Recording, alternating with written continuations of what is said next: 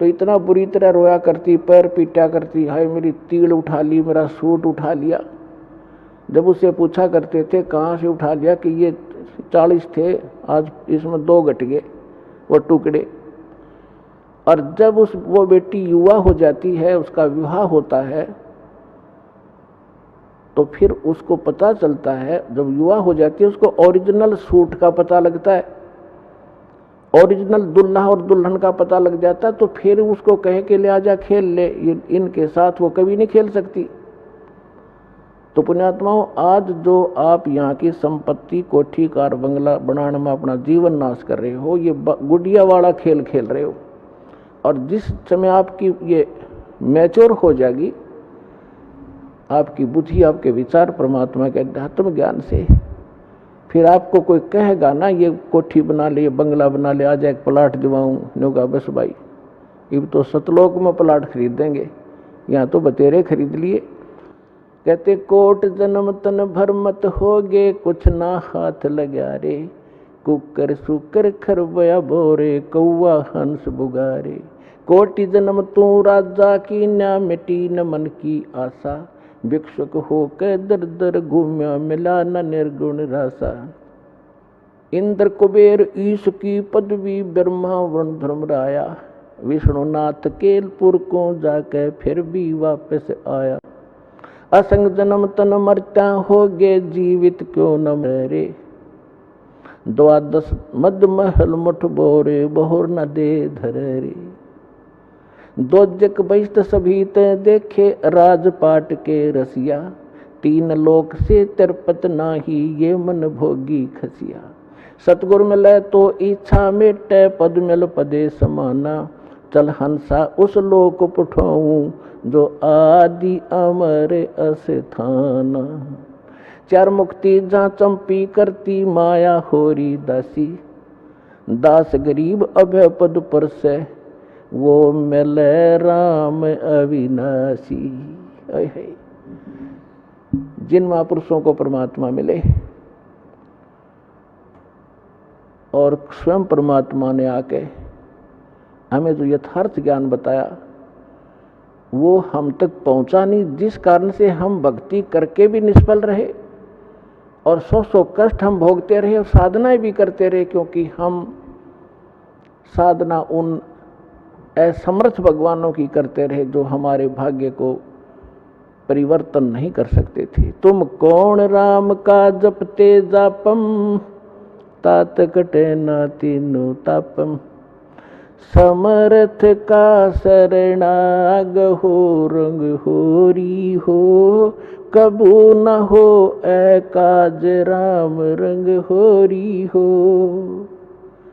समर्थ का शरणाग हो, यानी उस समर्थ की शरण में आओ, तब तुम्हारे घर में सदा खुशी बनी रहेगी या होरी बनी रहेगी। और कभू ना हो अकाज राम, रंग होरी हो, कभी अकाज नहीं होगा, कोई आपके घर में दुर्घटना नहीं हो सकती। देखो, कर्म के संस्कार आपका प्रेशर जरूर डालेंगे।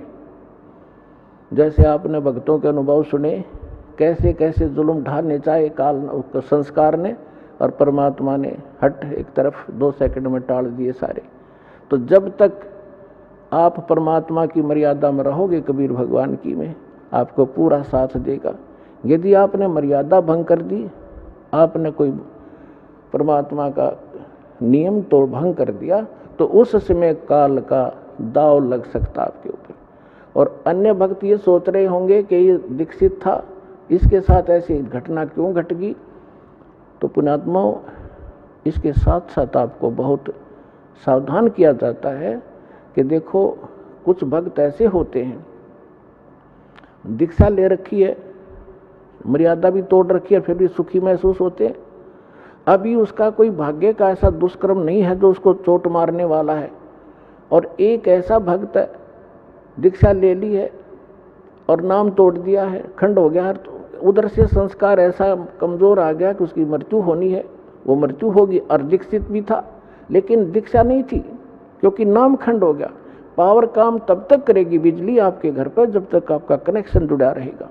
जिस दिन कनेक्शन कट गया, किसी भी कारण से कट जाता है, तो पावर का काम नहीं हो रहा आपके घर पे। उसके लिए परमात्मा कहते हैं कबीर साहब, जब लग हंसा हमरी आना, काल लगे ना तेरा बाना। कि जब तक ये प्यारी आत्मा मेरी मर्यादा में रहेगी, काल तेरा अटैक नहीं हो सकता। और जब हम मर्यादा तोड़ देंगे तो पुण्यात्माओं फिर काल ही काल है सब जगह, पूरा संसार। हम परमात्मा की शरण में आने के बाद ऐसा समझ लो जैसे समुद्री जहाज में बैठ गए और उस जहाज से नीचे उतरे तो डूबेंगे, कहीं उतर लो, किसी साइड से गिर लो नीचे। तो जब तक आप इस परमात्मा की मर्यादा में रहोगे आपके ऊपर कोई दिक्कत नहीं आएगी। दूसरी बात ये होती है, परमात्मा जो भी आप परमात्मा के लिए लगे हो, कोई दुख में आया है,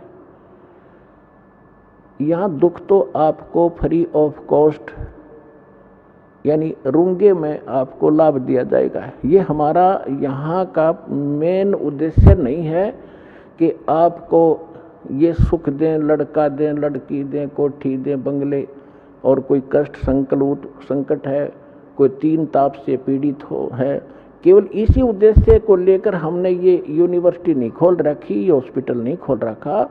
हमारा मूल उद्देश्य है जन्म और मृत्यु के दीर्घ रोग का नाश करने का, ये मूल काम है। इसके साथ साथ हम जो आपको यहाँ की जो और दुख हैं तो वो पहले निवारण किए जाते ताकि आपकी आस्था बढ़े भगवान में।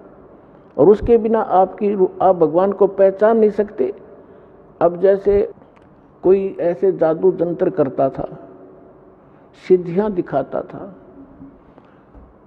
तो धर्मदास जी कह रहे थे कि भगवान वो ऐसा संत है, ऐसे चमत्कार करता है। परमात्मा बोले वो संत नहीं जो चमत्कार करता है, वो महामूर्ख व्यक्ति है। और फिर उसी समय परमात्मा ने कहा कि वो संत नहीं जिसे चमत्कार भी ना हो। ये पुण्यात्मा, एक तो चमत्कार करना ये तो महामूर्ख व्यक्ति के काम है, क्योंकि उसने केवल सिद्धियां ही इकट्ठी कर रखी हैं जो उसके लिए भी घातक हैं और अन्य के लिए भी वो घातक है, क्योंकि उस पर आश्रित हो गया कि वो बड़ा महंत और संत होगा। और फिर कहा कि वो संत ने जिसे चमत्कार ना हो, संत चमत्कार नहीं करता, आप होया करे, उसके पास इतनी समर्थ शक्ति होती है। उसका उद्देश्य चमत्कार करने का नहीं होता, उद्धार करने का होता है। और वो सुख वैसे ही होते हैं जिनको लोग चमत्कार मानते हैं। या तो बिना गिनती के होंगे आपके घर पे, क्योंकि यह समर्थ शक्ति का साथ रहेगा आपके साथ। तो क्या बताते हैं, तो परमात्मा हमें याद दिलाते हैं कि जब तक आप हमारी मर्यादा में रहोगे आपको यहाँ के सारे सुख भी देंगे जिनको आप सुख मानते हो। अब पुण्यात्माओं, जो 3 ताप के कष्ट भी आपके कहीं नहीं कटे। यहाँ पर आप भक्तों के अनुभव सुनते हो, सब जगह चले गए थे, किसी में प्रेत था, किसी में जिन था, किसी पर कोई देव था, किसी के ऊपर कोई पीर तंग करता था, किसी में भैरव कूदता था। सब जगह जा चुके थे, लेकिन यहाँ आके सुख हुआ। हम ये उद्देश्य नहीं रखते कि ये सुख दें, ये ताप होंगे आपको, ये तो पहले होंगे, क्योंकि जब तक आपके पैर में कांटा लगा है तो कांटा निकालना हमारा उद्देश्य है, क्योंकि कांटा लगे पैर में जूता पहना नहीं जा सकता। अब जैसे आप पहले हम सुनते थे, किसी भी संत के पास दुखी जाता था तो पहले तो अपने जंतर मंत्र बताता, ये कर दो, वो बोल दो, 5 कपड़े रख दो, ऐसे श्राद्ध निकाल दो, ऐसा दान कर दो, मैं तुम्हारा मंत्र जाप करूंगा। जब कुछ नहीं होता था, लास्ट में ये कहते थे कि ये तो आपके भाग्य में लिखा हुआ है, आपके प्रारब्ध का कष्ट है, ये तो भोगना ही पड़ेगा। और फिर भी कहता था ले राम नाम का जाप करते ही रहना। पुण्यात्माओं, जैसे किसी के पैर में कांटा लगा हो और वो किसी के पास जाता है, वो कहता है, कोशिश करता, उसके पास औजार नहीं है, उस कांटे को निकाल दे, और वो कहे कि कांटा तो निकल नहीं रहा, ये तो लगा ही रहेगा क्योंकि गहरा चला गया है। अब ले जूता पहन ले, आगे कांटा नहीं लगेगा। तो कांटा लगे पैर में जूता नहीं टिक सकता। पहले कांटा निकले और फिर उसको सलाह दी जा कि फिर जूता मत निकाल देना, नहीं तो ये पीड़ा फिर आ जाएगी आपके ऊपर। तो फिर वो व्यक्ति उस पीड़ा से परिचित है और फिर वो कभी जूता उस मार्ग में निकाल लेने का। तो पुण्यात्माओं, जो दुखी व्यक्ति यहाँ आते हैं सौभाग्य है उनका, जो सुख में आते हैं उनका भी सौभाग्य है। लेकिन जो दुख में आते हैं वो ज़्यादा स्थिर होंगे, क्योंकि सुख तो होगा ही होगा। ये तो सुखदायी भगवान है, समर्थ परमात्मा है, सुख का सागर है। ये दुख नहीं देता और सुख इतना देगा बहुत गना आपको। और फिर थोड़ा सा यहाँ गाइडलाइन इसलिए दी जाती है क्योंकि आप मार ना खा जाओ भक्ति मार्ग में। इस मार्ग पर टिका रहना कठिन है, उसके लिए आपको ये फाउल पॉइंट बताए जाते हैं और साथ में गाइडलाइन दी जाती है जो आपके इस भक्ति मार्ग में सहयोगी होंगे। कुछ भक्त हमारे अन्य दुखियों को लाते हैं अपने पड़ोस से, रिश्तेदारों को समझा बुझा के, चलो वहाँ ठीक हो जाओगे, चलो वहाँ ठीक हो जाओगे, जाते सुख हो जाएगा, स्वस्थ हो जाओगे। तो पुण्यात्माओं, क्योंकि आपको मालूम है कि ऐसे होता है, लेकिन जो केवल यहाँ इसी उद्देश्य से आता है कि मैं ठीक हो जाऊं बस, तो उसका अगले उद्देश्य से भी परमात्मा परिचित है कि ये केवल झाड़ा लुहान आया है और ये ठीक होया फिर दोबारा नहीं आएगा। तो परमात्मा पुण्यात्माओं, इस दास ने 1994 से लेकर आज तक इस परमात्मा के से काफ़ी निकट सानिध्य का अवसर मिला है। और जो मालिक ने परमात्मा की शरण में इस दास के माध्यम से आने वाले भक्तों के सुख देखे हैं वो अद्वितीय है। लेकिन हमारी जब तक हम ज्ञान से परिचित नहीं होते तो आप कभी भी डगमग हो सकते हो। एक गांव में हमारा भक्त था, उसके यहाँ हम सत्संग करने जाते थे, 3-3 दिन का पाठ करते थे। जैसे यहाँ 3 दिन करते हैं वो पर एक घर में किया करते थे, क्योंकि इस सत भक्ति को हमने बेस बनाकर चलाना पड़ा। एक घर में 3 दिन और 2-2 टाइम सत्संग करते, घर वाले आ जाते, अड़ोस पड़ोस के आ जाते, वो रिश्तेदारों को बुला लेते, तो उनको 3 दिन तक परिपक्व करते ज्ञान से। पहले दिन तो वो कुछ बेदकते, फिर धीरे धीरे सेट हो जाते और फिर उनके सुख देखते। तो उसके पड़ोस में एक लड़की थी, उसके दोनों किडनी खराब होगी, चारपाई पर लेटी हुई, सारे सोजस आई हुई। उसने कहा कि आ जाओ, तुम नाम ले लो और ठीक हो जाओगे, हमारे गुरुजी से उपदेश ले लो, इनके भगवान कबीर साहब ठीक कर देते हैं। उन्होंने उस लड़की को ले आए, उन्होंने दीक्षा ले ली। फिर कहा, हमने कहा कि एक पाठ कराओ, फिर हम घर में ही करते थे। हम पाठ करने गए 10 दिन के बाद, वो लड़की ऐसे चारपाई पे लेटी हुई, 10-15 दिन उसने थोड़ा बहुत नाम जाप जैसा किया। हम गए तो वो उठा कर लाए उसको, दास भी वही 3 दिन रहता था घर घर पे। मैंने कहा बेटी तू उठ और बर्तन साफ कर। भगत आए हुए खाना जैसे ऐसे भंडारा होता था छोटा, 10-20 भगत 50 भगत आते थे आसपास के, बर्तन साफ कर। तो उसके घर वाले कहने लगे भक्तों से कि तो बैठ तो सकती नहीं, कैसे बर्तन साफ करेगी। तो कहा कि आप एक बार इसको बैठाओ, जो आदेश है पालन करो। उसको ले जाकर पीढ़े पर बैठा दिया जहाँ बर्तन साफ करें थे। 2 घंटे बर्तन साफ करे उस लड़की ने, और तीसरे दिन अपने आप उठ कर चल पड़ी। बोलो सतगुरुदेव।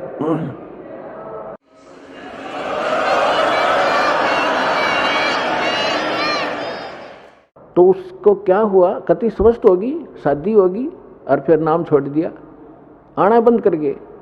10 साल हो गए उन बातों को।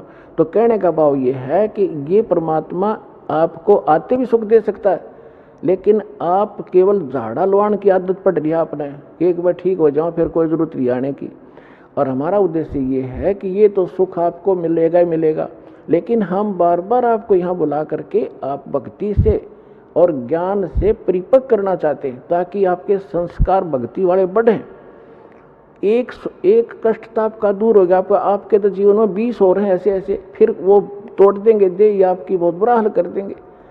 तो पुण्यात्माओं, ये ना समझना कि आप ठीक नहीं होगे, सभी ठीक होंगे, लेकिन परमात्मा अपने हिसाब से करेगा, और लेकिन आप पर आपत्ति नहीं आने देगा। तो इसलिए आप परमात्मा के इस ऑपरेशन में जो कर रहा है इसमें ऑब्जेक्शन मत करना। जैसे कोई रोगी है और डॉक्टर के पास जाता है, डॉक्टर अपने हिसाब से कर रहा है, तो उसमें बीच में अगर मरीज अपनी टांग अड़ावे कि ना ऐसे नहीं ऐसे कर दे, तो वो काम बिगाड़ देगा, वो ऑपरेशन खराब हो जाएगा उसका। तो परमात्मा आपको सुख देगा, आपके सिर पर हाथ रखेगा, आपके बच्चों की सुरक्षा करेगा और आपको मोक्ष देगा। आप विश्वास के साथ लगे रहना। बोलो सतगुरुदेव।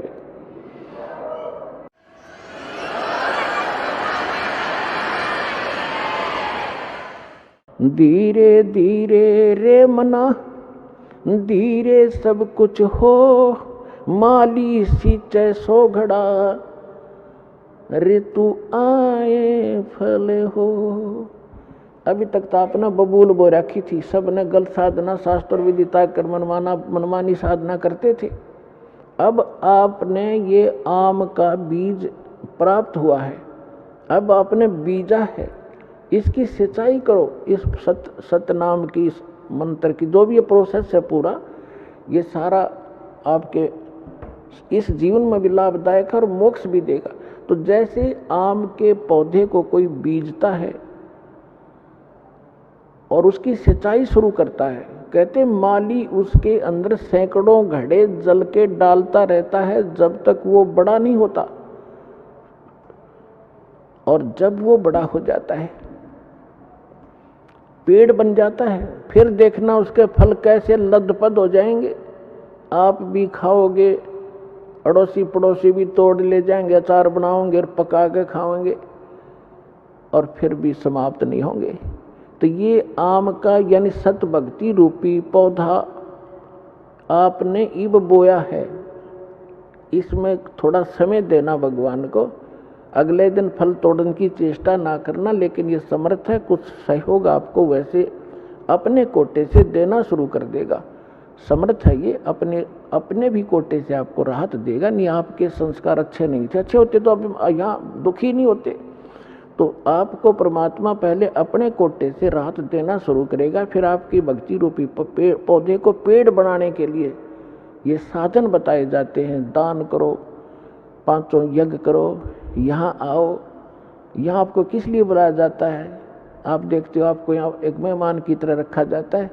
आपके भाई बहन जो पहले से लगे हुए हैं आपके लिए भोजन तैयार करते हैं, आपके लिए मैट बिछाते हैं, सारी सुविधा करते हैं, ताकि आप परमात्मा के बच्चे हो और आप इस परमात्मा को पहचाने। यहाँ आओगे, कहते हैं संत मिलन को चालियो, तज माया अभिमान, जो जो कदम आगे रखे ओ हे यज्ञ समान।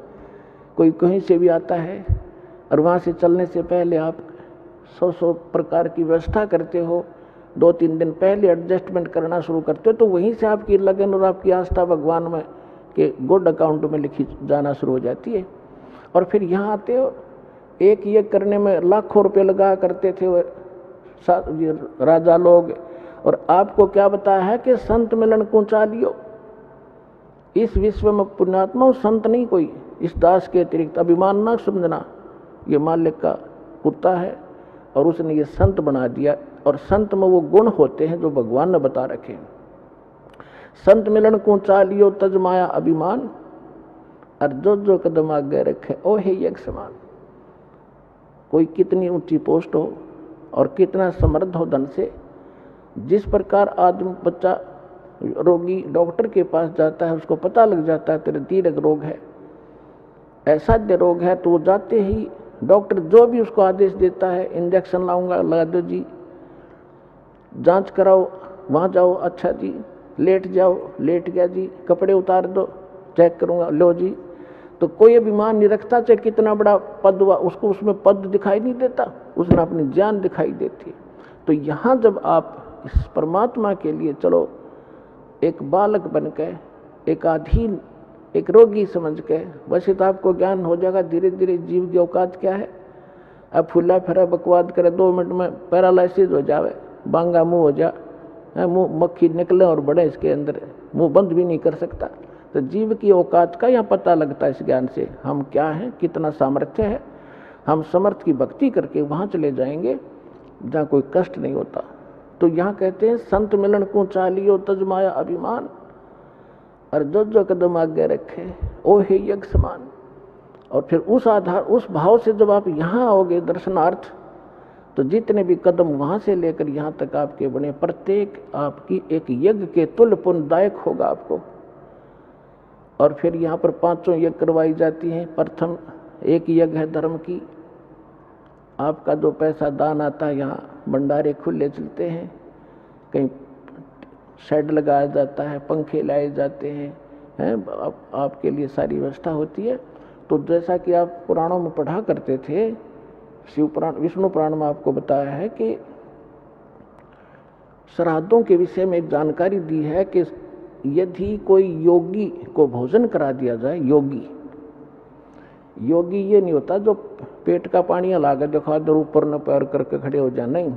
योगी माने परमात्मा से मिलने की जो चेष्टा सद्भक्ति कर रहा है, साधक, सत्य साधक को योगी कहते हैं, भक्त। तो जो एक भक्त को भोजन करा दिया जाए तो 1000 जो ब्राह्मण बुला रखे हो ना सारा आदमी जीवने के लिए, उनका भी उद्धार करे और यजमान का भी करे और उन पितरों का भी करे जिसके लिए तुम प्रयत्न कर रहे हो।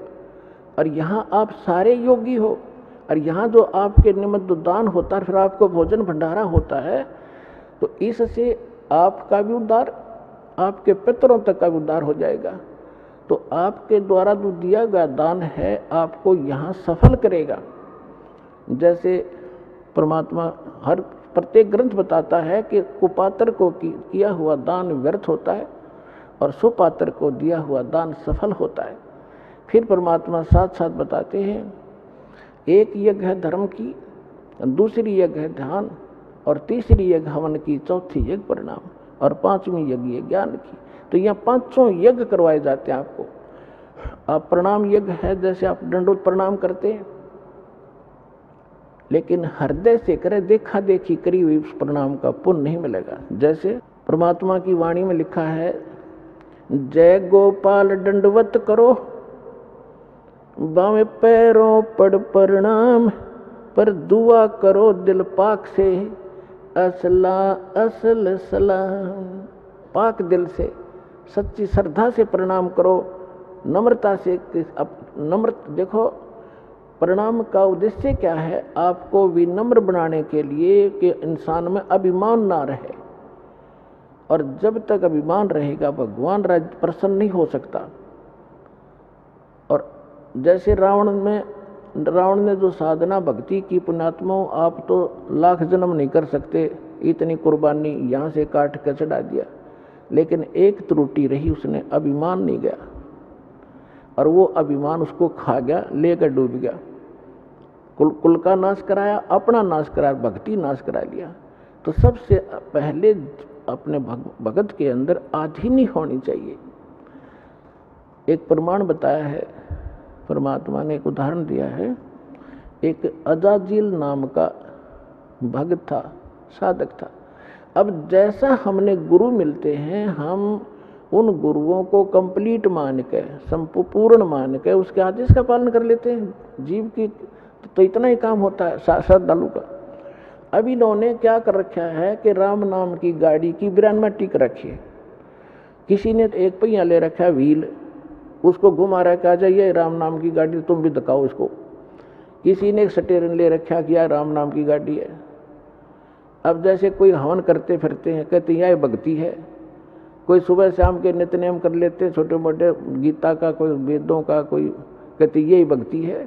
ये सारी मिला के भक्ति बना है।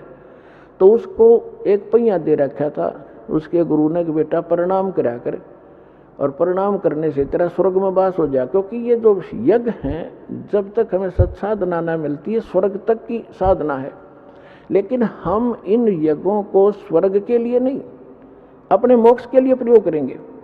हम जिसका हमारे ऊपर कर्जा है उनको ये पकड़ा देंगे कि आप अपना ये ऋण पकड़ो, हमने तुम्हारे लोक में वो रेस्टोरेंट नहीं चाहिए, हम आगे को चलने वाले हैं।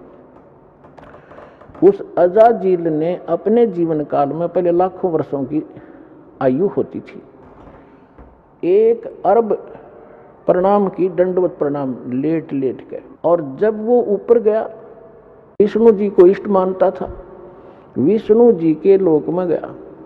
अपने आत्मा जो भी क्रियाएं आप यहाँ कर रहे हो, जैसा भाव आपका है, आपकी भी ऐसी परीक्षा होगी त्रिकुटी पर जाकर, और जैसी श्रद्धा आपकी इस दास के प्रति यहाँ होगी ऐसी वहाँ होगी, तो वहाँ परमात्मा आपको इस दास के रूप में मिलेगा। तो अजाजिल नाम का वो श्रद्धालु जब प्रणाम करता था, प्रणाम यज्ञ किया करता था, उसमें इतनी भक्ति उस सतर की जो स्वर्ग तक जाने की और वहाँ पर पद पोस्ट पाने की, इस प्रणाम यज्ञ से इतना संग्रह हो गया उसकी भक्ति कि विष्णु जी के लोक में जब गया तो विष्णु जी ने कहा कि भाई बहुत ज़्यादा भक्ति की तूने, यानी बहुत अच्छी साधना की बच्चा, साधना के अंदर ही सारा कुछ आ जाता है। तो उसने कहा जी हाँ साधना खूब की, 11 अरब बंदगी कर रखी मैंने। तो विष्णु जी ने कहा कि अभी तेरे अंदर तो बड़ी सिद्धि भी आ गई है।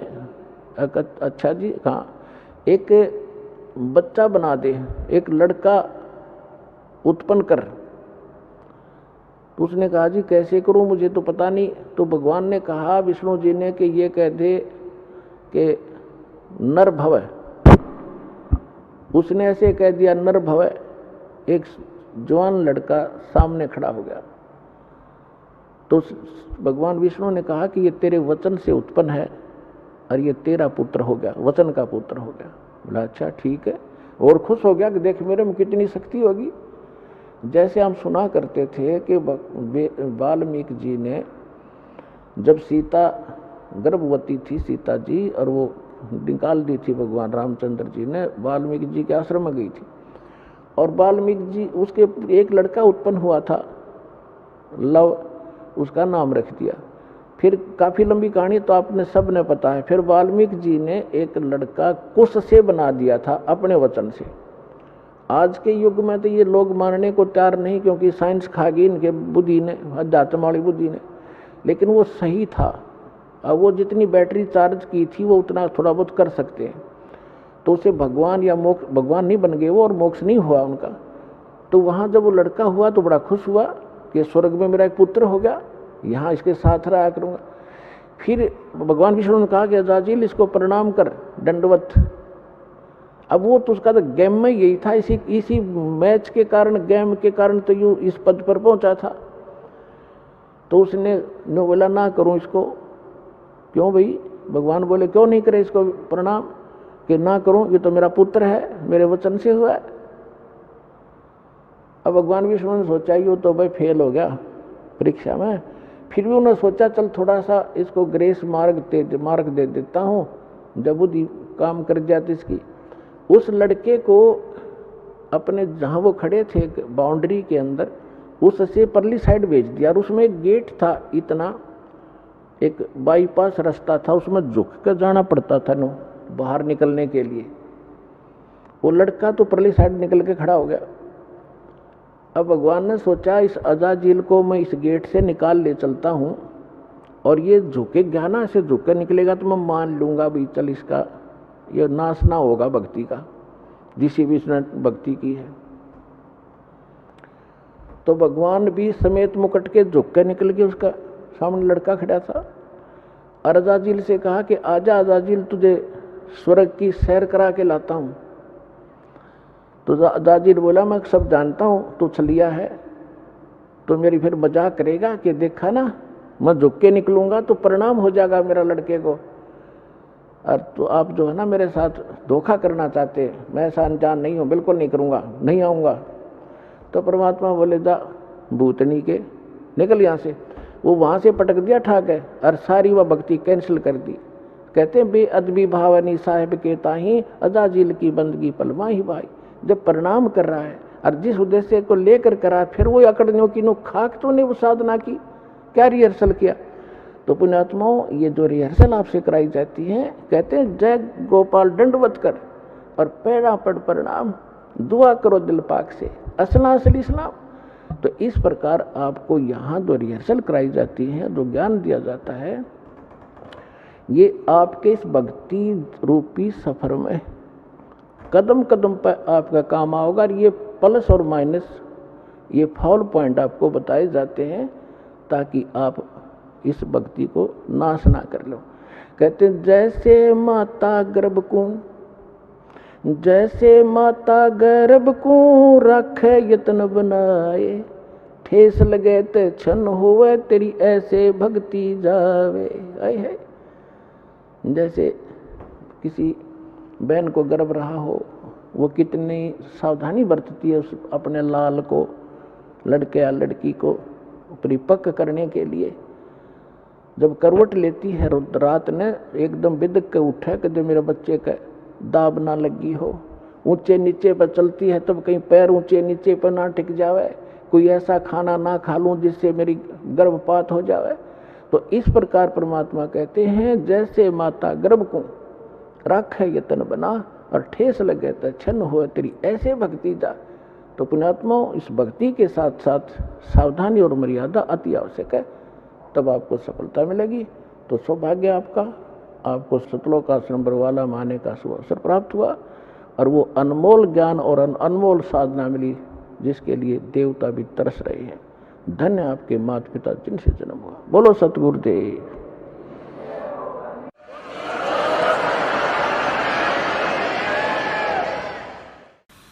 अब आपको उस परम पिता परमात्मा कबीर जी से प्राप्त इस सत भक्ति से जो लाभ हुए हैं, कुछ पुण्यात्माओं का अनुभव आपके सामने रूबरू करते हैं, वो सुनिएगा। नमस्कार सर। नमस्कार जी। क्या शुभ नाम है जी आप जी का? गुरदीप दास। सर कहाँ से आए आप? मैं बेसिकली मलेरकोटला स्टेट पंजाब का रहने वाला हूं और अभी प्रेजेंटली मैं सोनीपत में एज ए लेक्चरर वर्किंग कर रहा हूं, Hindu institute of technology Sonipat. Sir परम संत सतगुरु रामपाल जी महाराज की शरण आने से पहले आप कौन सी भक्ति करते थे? परम संत सतगुरु रामपाल जी महाराज की शरण में आने से पहले ये दास का जन्म पंजाब में और सिख परिवार में होने की वजह से मैं गुरुद्वारे में जाया करता था। जैसे हमारे परिवार वाले बताया करते थे वो भक्ति किया करते थे। हमारे वहाँ एक मुस्लिम फ़कीर की समाधि थी तो उस पर भी जाया करते थे। और इसके अलावा जैसे पारंपरिक साधना होती है हमारे परिवार की पारिवारिक, वो भी किया करते थे। और हमारे घर में थोड़ा सा भूत प्रेतों का ज़्यादा था, तो मेरे दादाजी के टाइम से ही हम एक बाबा बड़पाक सिंह जी हैं, करतारपुर से हैं, उनका डेरा मेन, तो उनके साथ भी जुड़े हुए थे। तो सर जैसे आप जो भक्ति बता रहे हैं, गुरुद्वारे जाते थे और भी अन्य जो पूजाएं आप करते थे, उस सब का आपको क्या लाभ मिलता था? सर ऐसा है भी उस समय इतना ज्ञान नहीं था भी इस भक्ति का क्या लाभ है। परिवार में पिताजी बहुत ज़्यादा श्रद्धालु थे, वो गुरुद्वारे में पाठ भी किया करते थे। उनका नित्य था, उन्होंने कभी शराब नहीं ली थी, कभी ड्रिंक नहीं करना था, मांस नहीं खाना, अंडा नहीं खाना। तो उन्होंने मेरे को भी इसी चीज़ का गाइड करके रखा हुआ था भी ऐसी चीज़ें कभी नहीं यूज़ करते। पर क्या हुआ भगत जी, एक टाइम ऐसा आया भी जब उनके पेट में दर्द हुआ करता था। तो उनके पेट में इतना ज़्यादा दर्द था भी हम सारे मंदिरों में, गुरुद्वारों में जो भी हमें बताता था हम वहाँ चले जाते थे, बट उनका वो पेट का दर्द कंट्रोल होने की बजाय बहुत ज़्यादा बिगड़ता गया। धीरे धीरे करके मेरे मन में भी ये चीज़ आनी शुरू होगी भी ये चीज़ क्या है। फिर लोग ये बता देते थे भी ये जो कष्ट नहीं इससे ख़त्म होते, भक्ति तो अगले जन्म के लिए की जाती है। तो फिर वही होता था भी चलो ठीक है, अभी भक्ति जो है वो अगले जन्म के लिए करते हैं, उस चीज़ पे भी सुख हो गए। फिर एक टाइम ऐसा आया जी, मतलब मेरे फादर की डेथ होगी। मेरे फादर की डेथ होने के बाद वो कुछ दिन, थोड़े से दिनों के बाद वो मेरे मम्मी के अंदर आए और उन्होंने वार्तालाप किया और उन्होंने बताया भी मैं जो बेटा ऐसे मत सोचना मैं ऐसे ही मर गया, मेरे को तो काली ने बलि ली है। तो जी इस चीज़ को सोचने के बाद तो मेरे को बहुत ज़्यादा दुख हुआ भी ये भक्ति तो गुरुद्वारे में जाके किया करते थे और इनके साथ ये चीज़ होने लग रही है। इस चीज़ के ऊपर मतलब बहुत ज़्यादा मेरा वो हो गया भी ये भक्ति जो है वो ठीक नहीं है। पढ़ते थे तो इतना कुछ कर भी नहीं सकते थे, बस ये था भी हाँ भक्ति करनी है, किस लिए करनी है पता नहीं। सर परम संत सतगुरु रामपाल जी महाराज की शरण में कैसे आए आप? सतगुरु रामपाल जी शरण में मैं ऐसे आया जी, मैं सोनीपत में लेक्चरर ज्वाइन किया था 2007 में। उस समय मेरे को रोहतक में काम था, तो मेरे एक साथी थे जो सतगुरु रामपाल जी महाराज जी से पहले नाम ले रखा था 2007 में। उन्होंने पहले ले रखा था रजत जी ने, तो उन्होंने मेरे को रोहतक लेके आए, तो वहीं से वो मेरे को दुनाना गाँव में ले गए। यहाँ पर मेरी वार्तालाप गुरुजी के भक्तों के साथ हुई, तो उन भक्तों ने मेरे को बैठते ही बोला भी भगत जी आप किस चीज़ की भक्ति करते हो। मेरे को पहले तो बड़ा आश्चर्य हुआ भी, जहाँ कहीं जाते हैं आज तक लोग अगले उसके बारे में पूछते भी, तू कौन है भाई, क्या करता है, कैसा पारिवारिक है, कैसे हो। और इन्होंने मेरे को बैठते ही एक चीज़ पूछी भी, जी आप किस चीज़ की भक्ति करते हो। मेरे को तो पहली हैरानी हुई, फिर मैंने उनको बता दिया जी मेरा पंजाब का जन्म है और हम गुरुद्वारे में जाते हैं। तो बोला जी, उन्होंने फिर आगे से पूछा जी भी आप परमात्मा को क्या मानते हो जी। मैं कहा जी हमारे तो गुरु नानक देव जी ही सबसे बड़े हैं। सिख पंथ में जो हमें बताया जाता है वो यही बताया जाता है जी, गुरु नानक देव जी से पहले लोगों में बहुत ज़्यादा अज्ञान फैला हुआ था। गुरु नानक देव जी ने आके यहाँ ज्ञान का प्रचार शुरू किया और परमात्मा निराकार है, क्योंकि उनकी एक वाणी में बताते हैं भी तू ही निरंकार। तो हम भी इसी चीज़ को मानते हैं। तो उन्होंने कुछ देर के बाद बोले भाई आप बहुत ज़्यादा भ्रमित हो। मैं कहा जी ऐसा कैसे हो गया। बोले जी गुरु नानक देव जी थे गुरु। उन्होंने मेरे से पूछ लिया भी आपके गुरु नानक देव जी का कोई गुरु था। मैं कहा नहीं जी, एक बार उनको पांडे के पास पढ़ने के लिए भेजा था, पर उन्होंने ओम के आगे एक लगाने के बाद ये सिद्ध कर दिया भी परमात्मा एक है, जैसा हमें बताया जाता था मैंने उनके साथ वो किया। बोले भी ऐसा नहीं है, ये चीज़ तो हमारे शास्त्रों में पहले से है और गुरु नानक देव जी के गुरु थे। इतना सुनने की देर थी जी, मेरे अंदर बहुत ज़्यादा गुस्सा आ गया। मैं कहा भी ये क्या बोलने लग रहे हैं, क्योंकि हम ना समझ के मैं उस समय अपनी मान बढ़ाई के चक्कर में उनसे साथ लड़ लिया। तो एक भगत जी वहाँ और थे, तो उन्होंने बताया जी कोई बात नहीं, अब हमें पता है पढ़े लिखे हो, आप ऐसे करना ये गुरु जी की बुक है ज्ञान गंगा, आप इसको पढ़ो। तो जी हम वहाँ से वापस आ गए। उसके बाद मेरे साथ जो वो लेक्चरर थे उन्होंने मेरे को गुरु जी की सीढ़ियाँ सुनाई। मैंने उन सीढ़ियों के अंदर सुना जी, उसके अंदर गुरुजी सारी चीज़ को विद प्रूफ दिखा रहे थे, जिसके अंदर उन्होंने दिखाया भी गुरु नानक देव जी को एक गुरु मिला था। बाले के साथ वार्तालाप हो रही थी, भाई बाले वाली साखी के अंदर इस चीज़ की व्याख्या है। तो वहाँ गुरु नानक देव जी, बाला उनसे पूछ रहा है जी आप सचखंड के आप दर्शन कैसे करके आए। तो उस समय गुरु नानक देव जी ने बताया भाई मेरे को एक गुरु मिला था जिसका नाम है बाबा जिंदा, उसकी कृपा से मैं सचखंड के सतलोक के दर्शन करके आया और 3 दिन उसी के साथ था। इस पूरे संसार में उस बाबा जिंदा के अलावा दूसरे किसी को बाबा भी नहीं बोलना चाहिए। और उन्होंने ये व्याख्या भी उसके अंदर पूरी बताई जी भी उसके एक रोम के अंदर उसका जो यहाँ का गोल्ड है वो वहाँ के गोल्ड, मतलब वहाँ का गोल्ड इस गोल्ड के साथ उसका कंपैरिजन भी नहीं कर सकते। उसके बाद फिर मेरे को हुआ जी फिर ये बाबा जिंदा है कौन। साथ में ही फिर गुरुजी ने उसके अंदर वो दिखाया कबीर सागर में, उसके अंदर वाणी के अंदर चर्चा थी जी, जब मैंने नानक शाह किया कीना तप भारी, भी नानक शाह का जब पूरा भारी तप किया तब हम जिंदा रूपदार पंजाब देश को गए, भी मैं ही वहाँ पंजाब देश को गया था। मेरे को हुआ भी चलो कोई बात नहीं जी, मैं वहाँ चुप हो गया। उसके बाद जी उन्होंने फिर बताया, जैसे मेरी थ्योरी थी, मेरी क्या जी पूरे सिख समाज की थ्योरी थी भी परमात्मा निराकार है। तो फिर ये हो गया भी जी जब परमात्मा तो इसका मतलब कार में है। तो उसके बाद सतगुरु रामपाल जी महाराज जी ने दिखाया भी बाणी, जबकि गुरु ग्रंथ साहब में तो लिखा हुआ भी हक्का कबीर करीम तू ही बै परबदिगार, भी इसके अंदर तो उन्होंने ये आगे चल के ये भी दिखा दिया भी वो जो कबीर इनको गुरु रूप में मिला था, बाबा जिंदा रूप में मिला था, वो खुद परमात्मा है। इस चीज़ के ऊपर तो जी मेरे को बहुत ज़्यादा वो हो गया भी ये क्या होने लग रही है। उन्होंने फिर आगे ये भी दिखाया धानक फाही सूर तुम लक्की वेश ए ठगवाड़ा ठगी देश खरा से आना बहुता भारी है धानक रूप रहा करतार। तो जी इस चीज़ से मेरा अंदर सारा हिल गया। फिर मेरे को ये आया जी इन्होंने कुछ चीज़ें ले ली होंगी इसलिए ऐसे दिखा रहे हैं। मैंने पहले तो जी सबसे पहले क्या किया, अपनी बुक पर्सनल बुक पटियाला से मंगवाई 450 रुपए की, भाई बाले वाली साखी, उसके अंदर इन चीज़ों को कंपेयर किया।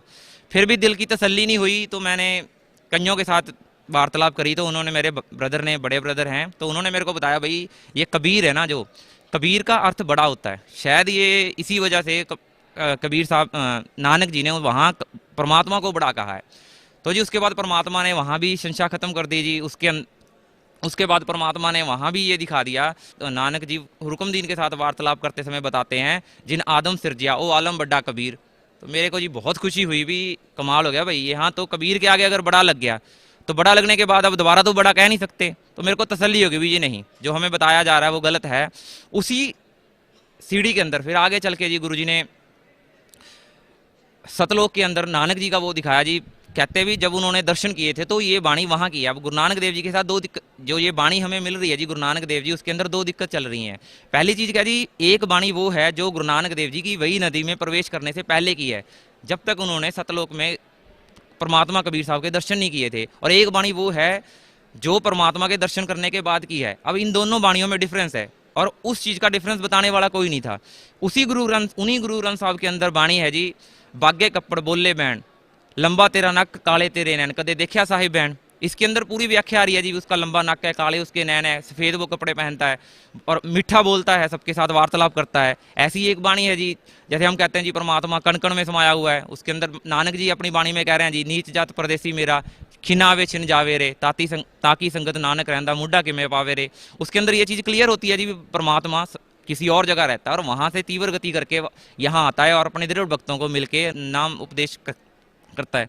तो मेरे को बहुत खुशी हुई जी इस चीज़ के ऊपर। और उसके बाद मैंने जी जुलाई 2008 में सतगुरु रामपाल जी महाराज के पास बरवाड़ा आश्रम में आके नाम ले लिया।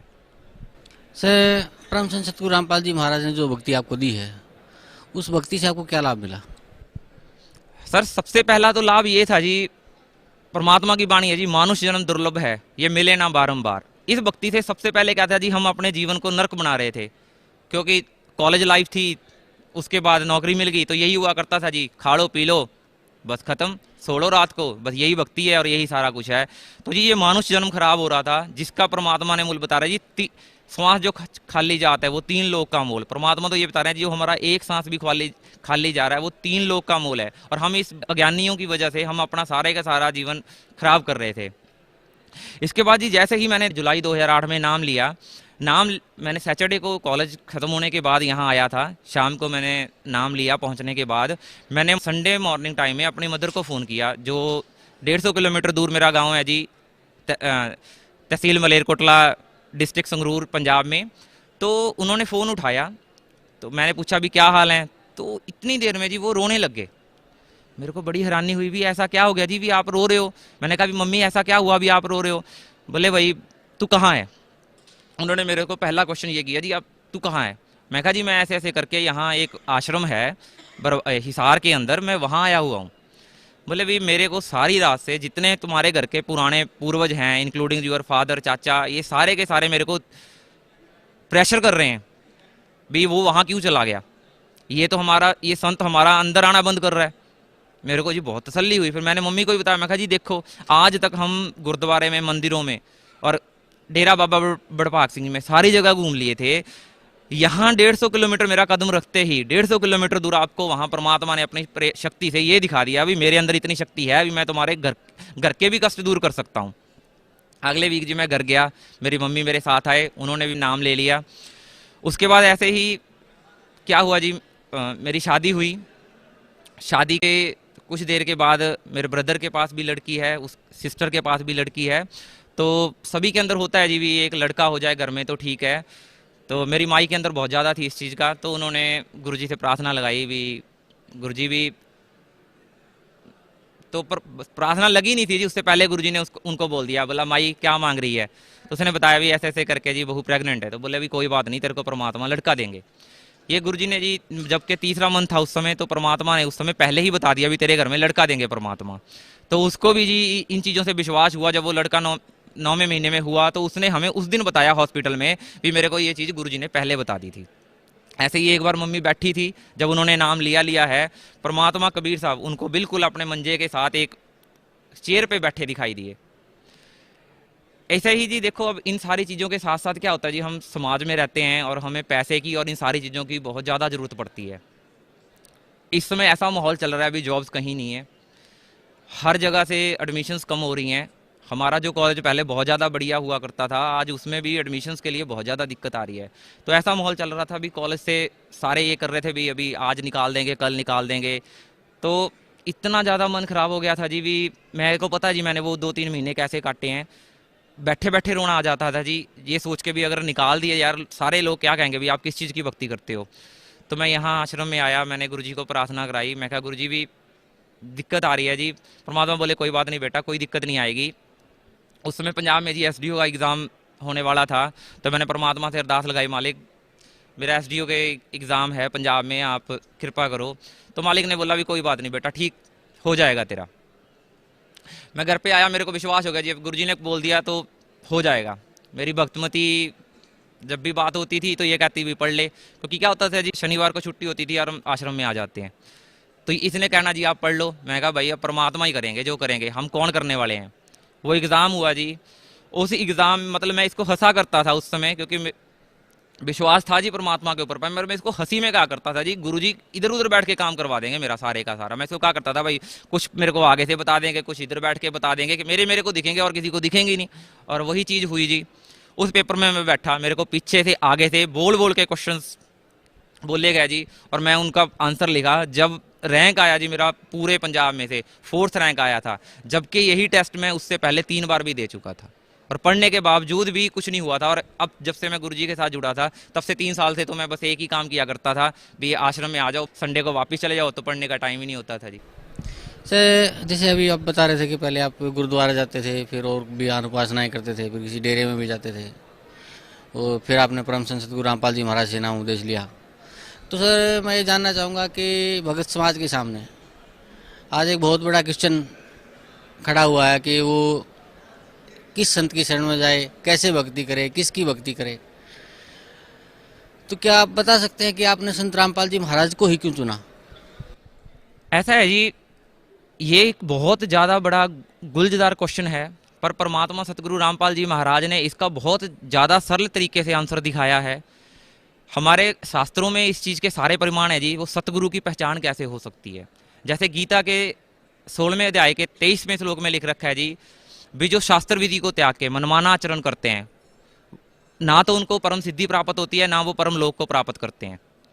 ऐसे ही गरीबदास जी महाराज की वाणी है, सतगुरु के लक्षण कहूँ मदरे वैण विनोद, 4 वेद 6 शास्त्र कहें 18 बोध। उन्होंने भी अपनी वाणी में यही बताया भी वो जो सतगुरु होगा वो 4 वेद 18 पुराण, गुरु ग्रंथ साहब नानक जी की वाणी है, जो कुरान शरीफ जो मुसलमान पवित्र मानते हैं, बाइबल, इन सब का ज्ञान एक साथ देगा।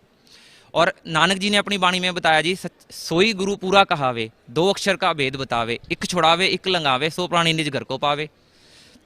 ऐसे ही इन चीज़ों के साथ साथ जी गीता के अंदर 15वें अध्याय के श्लोक नंबर 1, 2, 3 में तत्वदर्शी संत की पहचान बता रखी है जी, जो इस उल्टे लटके हुए संसार रूपी वृक्ष को जड़ से लेके पत्तों तक भिन्न भिन्न अंगों से बता देगा, वो तत्वदर्शी संत होगा। इसके अलावा जी कबीर साहब ने अपनी वाणी में कहा भी, कहे कबीर अक्षर दो बाक, होएगा खत्म तो लेगा राख। ये जो सारी की सारी वाणी है जी, इससे सिद्ध होता है भी वो परमात्मा जो सतगुरु होगा वो उसके अंदर लक्षण क्या होंगे। अब जी आपने ये क्वेश्चन किया था भी मैंने संत रामपाल जी महाराज जी को कैसे चुना और इनकी पहचान क्या होगी। जब मैंने जी चुना था तो मैंने इनको ज्ञान बेस पे चुना था, पर आज तो इंटरनेट के माध्यम से इतनी ज़्यादा चीज़ें मिल रही हैं सतगुरु रामपाल जी महाराज के बारे में भी, आप सोच भी नहीं सकते भी परमात्मा के बारे में इतनी सारी चीज़ें मिलेंगी। नास्त्रेदमस है जी एक भविष्यकर्ता जो फ्रांस देश में जन्म हुआ था उनका, 1555 के अंदर उन्होंने अपनी भविष्यवाणियाँ करी थी संत रामपाल जी के बारे में। उन्होंने अपनी भविष्यवाणी में क्या रखा है जी, ठहरो राम राज आ रहा है। हिंद महासागर की धरती से गिरे हुए देश पे, जिसका नाम भी हिंद महासागर पे होगा, यानी कि हिंदुस्तान तथा भारतवर्ष में एक उदय हुआ ग्रेट सायरन, एक महान संत पूरे संसार को शांति और सुख समुदाय से भर देगा। आज तो बोला वो ज्ञात नहीं है, बट निस्संदेह वो ना वो मुस्लिम होगा ना वो क्रिश्चियन होगा, वो निस्संदेह हिंदू होगा। यहाँ उन्होंने ये भी बता दिया, जबकि वो जो खुद थे वो क्रिश्चियन थे, फिर भी उन्होंने ये बताया भी वो भारत में होगा और उस हिंदू होगा वो। उसके बाद ये एक फ्लोरेंस है जिनकी आप कभी भी नेट पे सर्च करो, जिसके अंदर the golden light of new era, उन्होंने अपनी उसमें लिख रखा है, when I enter the great flight of meditation I visualise such a great संत। जब मैं मेडिटेशन करती हूँ तो मेरे को एक ग्रेट संत के दर्शन होते हैं। उसके सफ़ेद बाल हैं, गौर वर्ण का है और बिना मूछ और दाढ़ी का वो संत है। वो धीरे धीरे करके वो अपने ज्ञान को अपने अनुयायियों को देगा, और उस संत के अंदर इतनी पावर है भी वो प्राकृतिक आपदाएं भी रोकने की समर्था रखता है। और 1962 में जब ये उसका लाइव टीवी पे इंटरव्यू चल रहा था, तब उसने ये साथ में ये भी बताया था जी भी वो नॉर्थ इंडिया में यानी कि उत्तरी भारत में किसी पवित्र स्थान पे बैठा है। यहाँ से ये क्लियर हो गया जी वो भारत, और इन्होंने उसके और भी क्लोज कर दिया भी वो नॉर्थ इंडिया होगा। ऐसे ही गरीबदास जी महाराज की वाणी है जी, पूर्व पश्चिम उत्तर दक्षिण फिरदा दाने दाने नू, सर्व कला साहिब सतगुरु की हरि आए हरियाणे नू।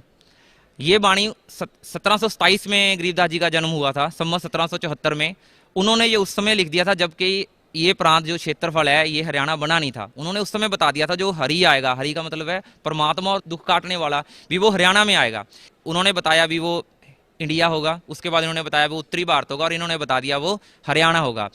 आप अगर कबीर सागर को पढ़ो तो कबीर सागर में परमात्मा ने जो वाणी है 12 पंथों की, उन 12 पंथों के अंदर 12 पंथों के भेद में कबीर साहब ने लिख रखा है भी मेरे नाम पे 12 पंथ चलेंगे, और 1774 में मेरा प्रेम प्रगट होगा जो मेरी वाणी का उजागर करेगा, और ये 12वां पंथ होगा। उन्होंने आगे चल के ये बताया भी 12वें पंथ प्रगट हुए वाणी, ये 12 पंथ हमी को द्या में अस्थिर धर्म का मर्म ना पावे, 12वें पंथ हमी चला में सारे पंथ मिटा के एक पंथ चला में। तो इससे ये चीज क्लियर हो गया जी, वो जो संत आएगा वो गरीबदास जी की पीढ़ी में होगा, क्योंकि उसमें लिख रखा है जी 12वें पंथ, 12 पंथ तो गरीबदास जी तक पूरे हो गए, 12वीं पीढ़ी में ही आगे चल के वो संत परमात्मा खुद आएंगे जो ये 13वां पंथ जहाँ कह सकते हैं भी एक पंथ चलाएंगे, जिससे ये 12 के 12 पंथ वो खत्म कर देंगे।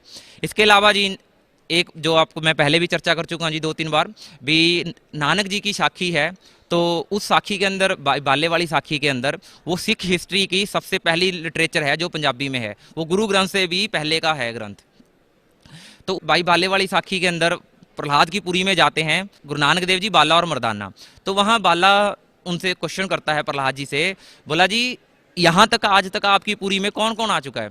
बोले भी पहले तो आया एक कबीर, एक संत कबीर जी हुए हैं, क्योंकि उनको भी ज्ञान नहीं था जी ये परमात्मा कौन थे, जो उन्होंने देखा वो बता दिया। बोले जी पहले आए एक कबीर जी जो जुलाहा जाति में हुए हैं, उसके बाद जी आए हैं नानक जी जो आपके साथ हैं, खत्री हुए हैं। तो उन्होंने पूछा जी कोई और भी आएगा? बोला हाँ, इनकी शक्ति के बराबर की शक्ति एक और आएगी जो जाट वर्ण में जन्म होगा। और यहां देखो जी इस वाणी से यह भी सिद्ध होता है भी उस संत की जात कौन सी होगी। वैसे तो संतों की कोई जात नहीं होती, पर फिर भी जिस जन्म में घर में जन्म लिया उसका जो भी यहाँ का वो है उसके हिसाब से बता दिया जी वो जाट कुल का होगा। ऐसे ही एक जय गुरुदेव पंथ का है, मथुरा से चलता है, उन्होंने सतगुरु रामपाल जी महाराज जी का जो जन्म है जी वो रजिस्टर्ड है, क्योंकि जेई की पद से उन्होंने अपना रजिस्ट्रेशन दे दिया था और ये चेंज नहीं कर सकता कोई भी, और वो क्योंकि फिक्स हैं, जो एक बार गवर्नमेंट सेक्टर में काम कर चुका है तो उनकी वो रजिस्टर्ड है। ये ऐसा नहीं है भी कल को कोई चेंज कर लेगा अपनी मर्जी से। 8 सितंबर 1951 का जन्म है सतगुरु रामपाल जी महाराज का, जो जय गुरुदेव जी पंथ के बानी हैं। उन्होंने 7 सितंबर 1971 को कहा जिस अवतार की लोग प्रतीक्षा कर रहे हैं वो अवतार आज 20 साल का हो चुका है, और वो पूरी डेट एग्जैक्ट उसी दिन 20 साल पूरे होते हैं और 21वां साल नेक्स्ट डे शुरू हो जाना था। अब देखो जी इन सारी चीज़ों से पूरी वार्तालाप क्लियर होती है भी वो संत जो होगा वो पूरे विश्व से इंडिया में आएगा। इंडिया से नॉर्थ इंडिया बोला, नॉर्थ इंडिया से गरीबदास जी ने उसको हरियाणा बताया, और ऐसे कबीर साहब ने बताया भी वो गरीबदास जी की पीढ़ी के अंदर होगा। और इसके बाद इन्होंने नानक जी ने बता दी उसकी जात, और जो ये अपने जय गुरुदेव पंथ के बानी थे उन्होंने इसके बारे में बता दिया भी उसका जो जन्म होगा, वो संत का जन्म होगा, वो 8 सितंबर 1951 का होगा। इन सारी बातों से पता चलता है जी भी जो ये वो संत होगा जो परमात्मा जो तारने आ रहा है यहाँ संसार को, वो सतगुरु रामपाल जी महाराज ही हैं। अभी पीछे जी फ्राइडे की बात है, हम ये सारी चीज़ें कॉलेज में बात करते हैं, तो जितना भी हमारा स्टाफ है हम सबको बताते हैं गुरु जी के बारे में। तो क्या दिक्कत आ रही थी, वो लोग सोचते थे भी ये जितनी हम भविष्यवाणियाँ और ये सारी चीज़ें बता रहे हैं ना, ये हमें आश्रम से मिल रही हैं इसलिए हम बता रहे हैं। तो वो थोड़ा सा कम इंटरेस्ट लेते थे क्रौंथा कांड की वजह से, वो इलाका भी वही है तो उनके ऊपर थोड़ा सा उस चीज़ का प्रभाव था। तो एक हमारा माली है, उसने हमें एक बुक दी जो मथुरा से छपी हुई थी। उस बुक के अंदर 7 भविष्यकर्ताओं की भविष्यवाणियां हैं, जिसके अंदर जीन डॉक्सन एल्डरसन जो यूएसए के हैं, और प्रोफेसर फरारे, क्लार्क, नास्त्रेदमस, ऐसे ऐसे करके उसमें 6-7 भविष्यकर्ताओं की बहुत बढ़िया भविष्यवाणियां हैं। और उस पूरी 70 पेज की बुक में सतगुरु रामपाल जी महाराज के बिना उस बुक में कोई चर्चा नहीं है। उसमें आप जो भी पेज खोला, हमने उस दिन पहली बार पढ़ी थी हमने वो बुक, और उस बुक के अंदर जो कुछ भी मिला उस सारी भविष्यवाणियों के अंदर 1999 की दुनिया के बारे में और उसके बाद की दुनिया के बारे में सब कुछ बता रखा था जी। उसके उस वाणी के अंदर परिवार के बारे में भी बता रखा जी, भी वो एक गाँव में जन्म लेगा, भारतवर्ष का एक छोटे से देहात में एक गाँव में जन्म होगा उसका, और गृहस्थी होगा वो। उसके अंदर क्लियर है जी भी वो गृहस्थी होगा, विवाहित होगा, उसके 2 लड़के होंगे 2 लड़कियां होंगी। उस भविष्यवाणियों के अंदर इतना तक भी क्लियर है भी उसके 2 लड़के और 2 लड़कियां होंगी। वो अपना ऐसा नया आध्यात्मिक ज्ञान प्रकट करेगा जिससे पूरे विश्व में शांति और सुख फैल जाएगा। तो जी हमने वो सारों को पढ़ाई, बहुत खुश होकर उन्होंने वो पढ़ा। एक हमारे अंदर ये आता था जी, हम सोचते थे, क्योंकि हम दोनों एक ही स्टाफ में थे, हम सोचा करते थे जी ये नास्ट्रेडमस, फ्लोरेंस, ये जो इतने सारे क्लार्क वगैरह, ये सारे के सारे भविष्यकर्ता ये हैं कौन। उस बुक के सेकंड लास्ट पेज है, उस बुक के अंदर नास्ट्रेडमस की लास्ट वार्तालाप के बारे में चर्चा करी हुई है। उसके अंदर नास्ट्रेडमस जी रात को सोते समय, मतलब बैठे थे इवनिंग टाइम में, उन्होंने अपने परिवार को बुलाया, बोले भी एक बार आप आ जाओ।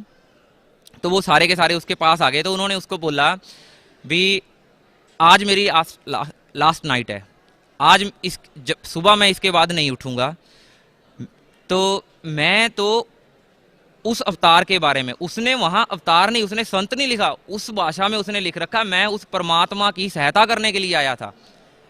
कमाल की बात यहाँ मेरे लिए, यहाँ दो चीजें थी भी, एक तो मेरे को वहां से ये पता, उसने बोला जी मैं तो उस परमात्मा की सहायता करने के लिए आया था, अब मैं मेरे मरने के बाद दुख मत करना, जब वो परमात्मा दोबारा आएगा मैं उसी क्षेत्रफल में आऊंगा और ऐसे ही ज्ञान प्रचार करूंगा। तो इस चीज को पढ़ने के बाद जी दो चीजें मेरी क्लियर होगी भी, वो जो संत है वो संत नहीं है, वो परमात्मा खुद ही आ रहे हैं। और दूसरी चीज ये क्लियर होगी थी भी, जो हमारे को ये ज्यादातर लोग वो करा करते थे, भाई तुम क्यों इतना बताते लग रहे हो, वो अपने आप बताएंगे तुम्हारे संत जी।